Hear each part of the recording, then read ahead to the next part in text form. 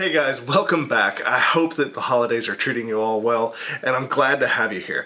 Today, I've got a quick little update for you guys about a product that I've been using, and that's the Kolas 7. This is a 7-inch long-range cruising quad from Axisflying. Now, the coolest part about this 7-incher is right here. All you gotta do is press this button down, and voila! Just like that, our arms fold up. Now, I know you may be looking at this and saying, oh, that's not really gonna work that way with the props on, and you're right, with tri-blades on, it's not gonna fold the best. If I had bi-blades, it might fold a little bit better, and honestly, if you wanna really pack it up, the best thing to do is either have folding props or take your props off. Now, the front arms also fold down. Let's just go ahead and do that. Push my little button in, make sure you take the tension out of the arms before you do it, and pop. And we've got folding front arms as well. Yeah, it's not gonna fold up that well. Give me just a second. And ta-da, just like that, the guy is folded up. Now, if you really wanted to travel with it, we'd be taking off our antenna. I've got a battery and a GoPro. With this thing fully stripped down, it gets pretty small. I'm not gonna bother taking the GoPro off. Another one of the cool features is this guy right here, our GPS antenna. It's on a little swivel.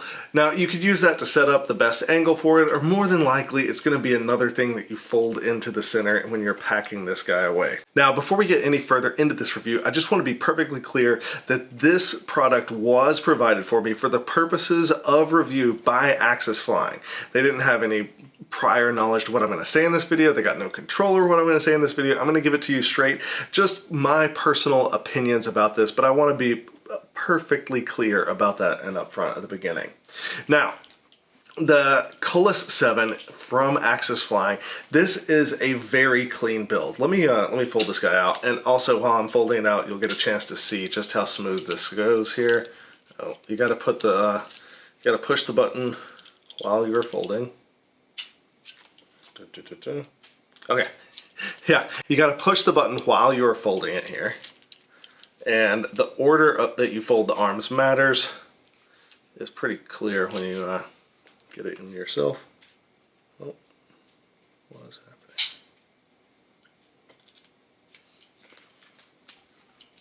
happening? And it will just pop into place. And then the same thing with the front arms. Mine got a little bit dusty. I need to clean it off. It needs just a little bit of assistance in popping in. Okay. And just like that, we are all put together. Now, I don't know if you can see or not, but this thing comes in with a really clean build. It's using the Axisflying iStack, which is a all-in-one 4-in-1 ESC and flight controller. It's actually 2 PCBs inside of that heatsink. I used it and I flew it for a while. I don't have anything bad to say about it, but I don't have anything great to say about it either. It's very easy to build with. You got your motor pads on the outside. You have a few plugs for your receiver, DJI, etc. And it just works. But I burnt up the ESC in mine eventually, no fault of its own. It just happens sometimes. It was a bad crash, and there's no easy way to replace the ESC, so I had to go and replace the entire stack. You know, I don't even remember if it was the ESC or the flight controller. Don't quote me on that, but something died. Components die for me all the time. It's not the end of the world, but with this, you have to replace not only the one component, but you have to replace both. Or you can get the individual components from Axisflying, but that's a whole thing. Now you got to take it apart, and you're stuck with this. You don't get to try anything new. It's just not for me. The drone, on the other hand, I am a fan of this guy. For a 7-inch long-range quad, flying it, I flew it with a 3300 milliamp hour 6S battery, and I was getting 10-minute flights on my recent trip to Texas. I got to get in a lot of nice long-range flights, just cruising, probably doing about 50, 60 most of the flight. I chased a vehicle one time in the middle of nowhere and was able to chase it for several miles down the road. I don't want to quote anything here.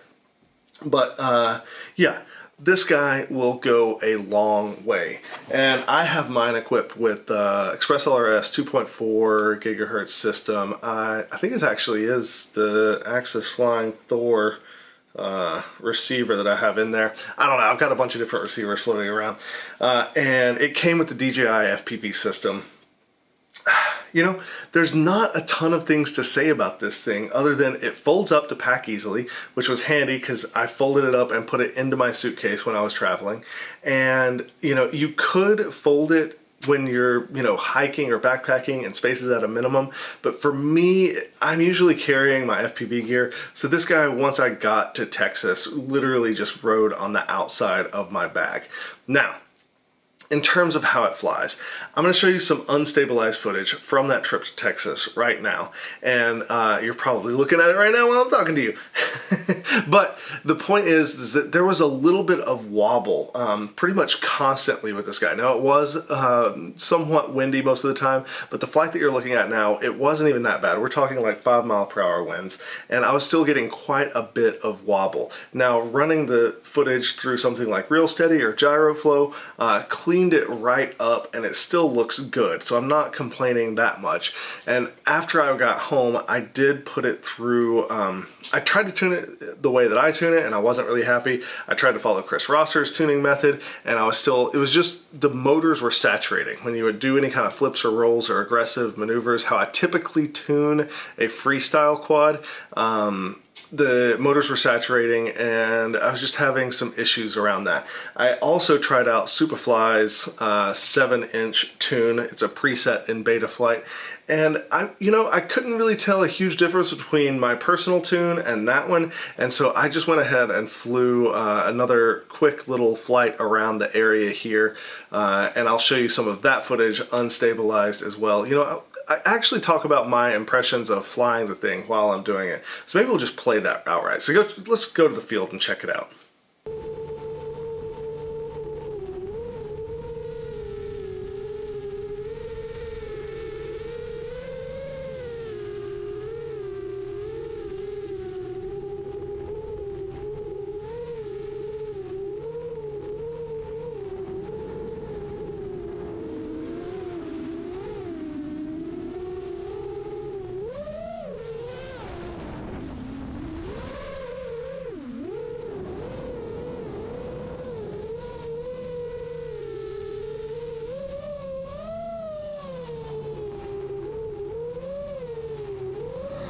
Okay, as far as the tune on the 7-inch, this is night and day better than it was. It actually feels like it's on rails. The rates, I prefer the cinematic rates a little bit more, but that's on me for not remembering to pull them back. Oh god, okay.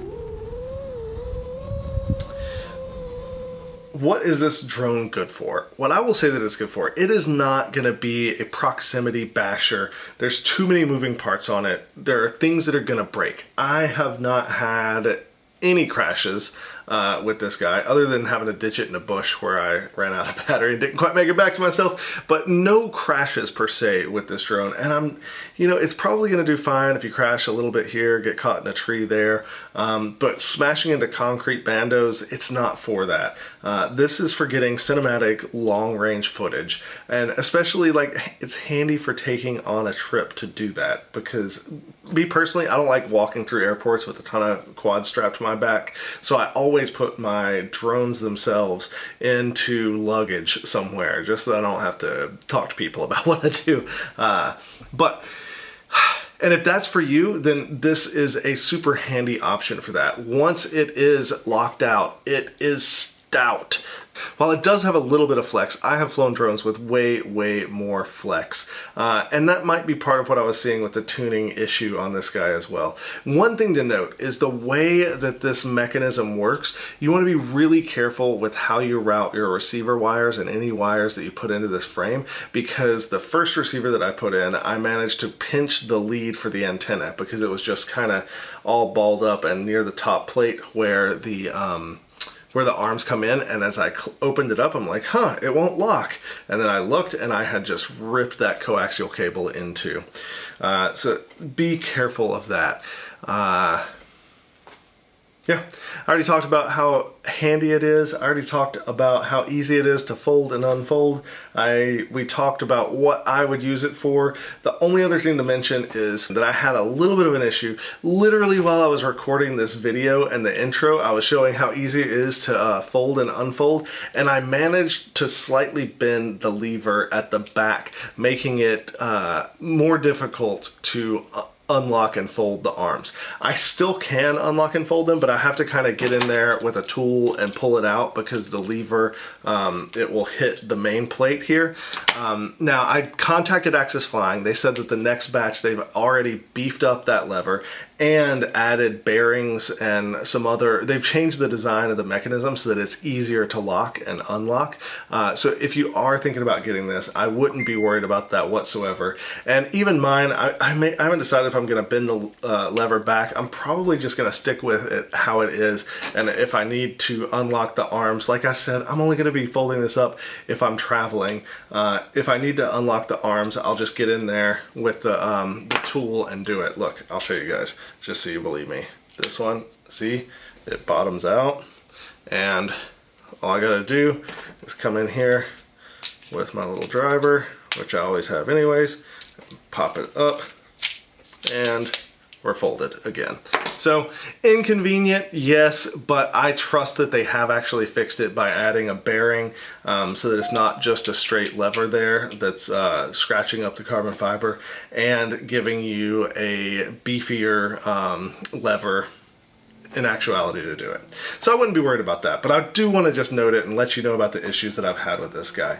So if you do want to get one of these and you do want to fly it, I would highly recommend it. I got links down in the description below. Check it out. I have more products coming. I got another Cinewhoop style drone from Axisflying that I'm going to be talking about on the channel. I got other secret products that I'm really enjoying and I can't wait to tell you guys about, and you can expect that video to drop this week. So be sure that you are subscribed and you've rang that bell so that you are getting notifications, because I promise you're not going to want to miss this next product. All right, hope you guys have a good one, and we'll catch you next time.